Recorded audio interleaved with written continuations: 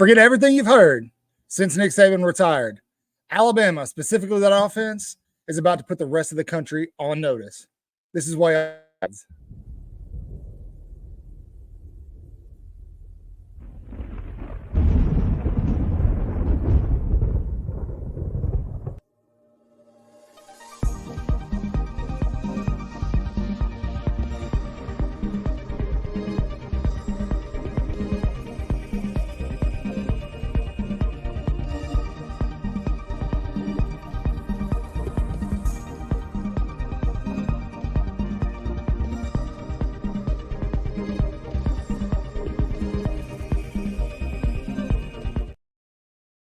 You've heard it all off season. You've heard it since Nick Saban announced his retirement. As player after player entered the transfer portal. If you're on X after post from Hayes Fawcett showing players leaving Alabama, you've heard so many people say, well, Alabama can't be the same team they've been the last 17 years. It's just not possible. The expectation is ridiculous. They're wrong. And I'm going to tell you why they're wrong today. Listen, the media makes a lot of money off of saying things that nobody else wants to say or that nobody else will say just to get a reaction out of people like you and me. When it comes to college football, Alabama, the brand, the team, holds enough power to where if you say something out of line with that brand, it's going to generate so much buzz. It's going to go viral. It's going to trend, right? So guys all offseason, Paul Feinbaum, I can't think of anybody else off the top of my head, but guys like that have made a business in the last few months of saying asinine things about how Alabama, under Coach Kalen DeBoer, no longer under Nick Saban, will not maintain the same level of success and expectation that fans have become accustomed to. Auburn fans, LSU fans, Tennessee fans, Georgia fans even will tell you that you've seen the decline of Alabama over the last couple of seasons. You've seen the product on the field not be as dominant as it used to be. Although that's true, very true. I admit that much. Although that's true, that's why Nick Saban stepped away. He's been very vocal about that. Make sure everybody knew why he was stepping away, right? So what does Alabama do? They go and get this guy that nobody's heard of, right? Nobody's heard of Kalen DeBoer in the sense of being a head coach at a major D1 program that constantly and consistently competes for national championships, especially in the SEC. Sure, he got Washington there, but ultimately nobody knows Kalen DeBoer. Coached at Sioux Falls, coached at Indiana, Washington, West Coast, blah, blah, blah. The guy's won everywhere he's gone, though. And so he comes into Tuscaloosa and he trims the fat. If the guys don't want to be there, he lets them go. Good riddance, Caleb Downs. Adios, Isaiah Bond. Best of luck, Julian Sayin. So he builds a staff. He builds an amazing staff that has arms that reach all the way across the country, right? Because he knows coming into the SEC, coming into the state of Alabama in year one, Nick Saban's worked on relationships with a lot of these kids. They're not going to hold true to their commitments to Alabama. So he knows the 2025 class in state is a wash. There's not much he can do there, right? He's got to show a product on the field first before he can win the state in 2026 and 2027. This network of coaches, a lot of which, like Coach Womack, Mo, you heard Nick Kelly say it last night. A lot of these guys have very deep SEC ties, right? They have relationships with these high school coaches across these major recruiting beds in the Southeast. Not only that, though, he creates a Cali connection, right? So Alabama can go out and get guys out of California like Caleb Edwards. So, right, the pieces are in place. The chess match has begun. So where do we start? Well, we fortify the trenches. The most important trench Alabama needs, if they're going to be an offensive powerhouse, is the offensive line. We all know they've struggled there the last couple of years. So let's beef that up. Seth McLaughlin takes his bad snap and those tendencies up to Ohio. So let's bring the best center in college football to the university. Let's go back and get the number one offensive lineman who started as a true freshman. Let's go get him back in Caden Proctor. Have you guys seen Jaden Roberts, Tyler Brooker? Have you seen these guys lately? Seen some practice footage of that offensive line in fall camp, and I get it. It's just practice footage. Take it or leave it. But I'll tell you what's not happening. Snaps aren't going over Jalen Milroe's head. They're not going at his feet behind his back. Right? So they beef up that trench, right? Strengthen it. Well, you've got the offensive pieces in place to have a pretty good offense in 2024. But there's one guy that we really need to prioritize in that 2024 recruiting class in the state of Alabama. And if we get him, we're going to make a statement right off the bat. We got to keep Ryan Williams. Boom. Boom. They keep Ryan Williams, right? Well, the rest of the country's telling you, well, Alabama's receiving core is not going to be very good. They don't have a preseason Biletnikoff award watch list player. None of these things. We're used to Alabama putting guys in the first round of the draft at the wide receiving position. They're still gonna. Have you seen Kendrick Law? Have you seen Kobe Prentice? Emmanuel Henderson?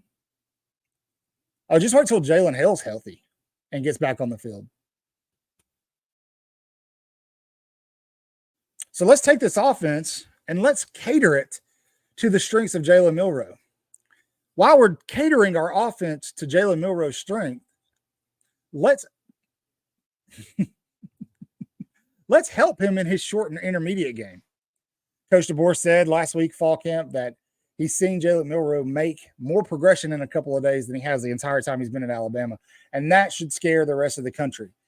Because they can say what they want to about Jalen Milroe. A lot of you Alabama fans, including myself at times, I'll admit it, can say what you want to. Milroe's a quarterback.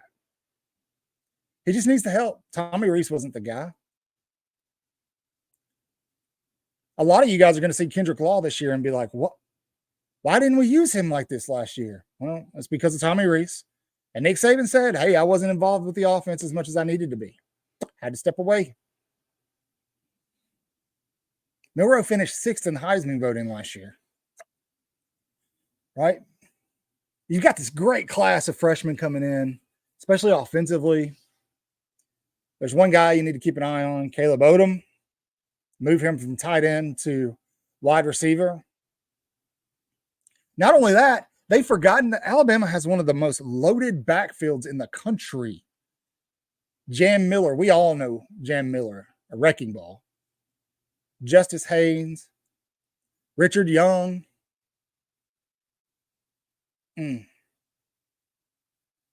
Right? Now that defensive line, let's talk about the defense. All right. That's the narrative now. Well, we know that offense is going to be good. Yeah, sure, they're going to be good, but you need a good defense to win a national championship, and Alabama doesn't have the pieces. Well, once again, move the goalpost to fit your argument. You hate us that much. You want us to be gone so bad. Oh, your hearts are going to be broken soon. Alabama fields a secondary with not a lot of experience outside of Malachi Moore, but it's full of talent. Full of talent. Freshmen that you're going to struggle to keep off the field. You bring in Keon Sabb. You bring in Damani Jackson. You team those guys with the veteran experience of Malachi Moore. Let's get these corners situated, right? Give them a couple of games. Give that unit 2-3 weeks. Look out. Linebackers are going to be fine. They're going to be good. So Alabama doesn't have that dominant name, premier pass rusher. They do. You just don't know the name yet. He's there. Don't let them tell you that defensive line, that pass rush is not deep. Maybe not next year. Maybe not the year after that. If they don't recruit it well, they will. But here's what's going to happen. Mark it, take a screenshot, write it down. I really don't give a shit. Excuse the language, but I'm passionate about this. Here's what's going to happen.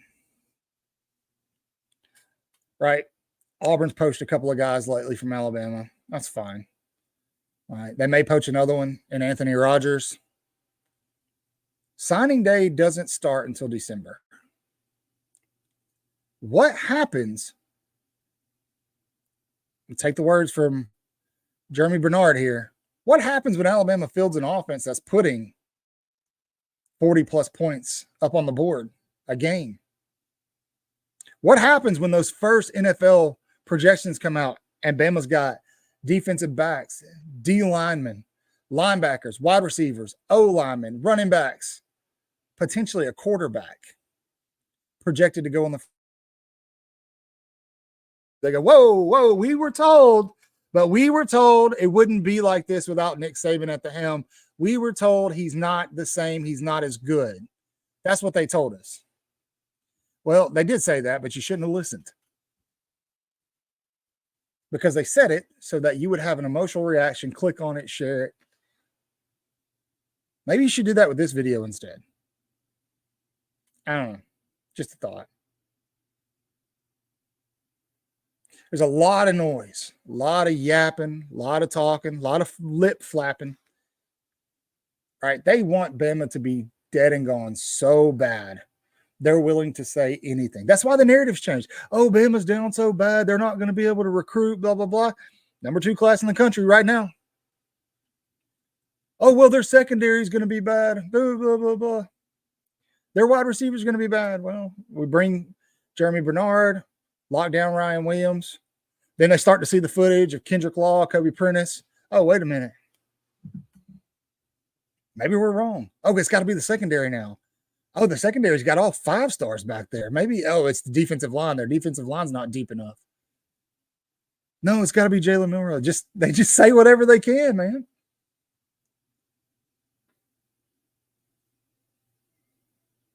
Alabama is about to put the rest of the country on notice in 2024. All these people got us at 8-4, this and that. That's wishful thinking, man. They may drop that game to Georgia on September 28th. But I'm willing to say if they do, they don't lose another one. And they'll get the tag back. So what do y'all think? Tell me down in the comments. What do you think? Am I right? Am I wrong? Am I missing something here? Is it all just talk? Are your expectations still the same without Nick Saban on the field? I hope they are, because that's the Bama standard. Nick Saban's responsible for that. He's responsible for our expectations. He's the one that put them into place. He's the reason we think as fans the way we do, because he told us to. It's true. It's true. Do me a favor. I need every Alabama fan. If you're a Bama fan and you're watching this, go ahead and subscribe. This is just a little weekend thought off the top of my head, but we have a lot of good information that comes every week on our lives, on our Thursday shows. After Dark is a good time. You can go back through and check some of those out. A lot of guests, things like that. So you don't want to miss it. We got a lot going on this season, a lot of tailgates, a lot of live watch parties, things like that. If you are a WO Insider / member, keep your eyes peeled for a members only short here in a little bit. It'll pop up shortly after this video does. But guys, they can only talk for 22 more days, because in 22 more days, Bama's going to be on the field. And they're going to see it. And seeing is believing. As always, y'all know the drill. Say your prayers, read your Bibles, wash your hands, horns down.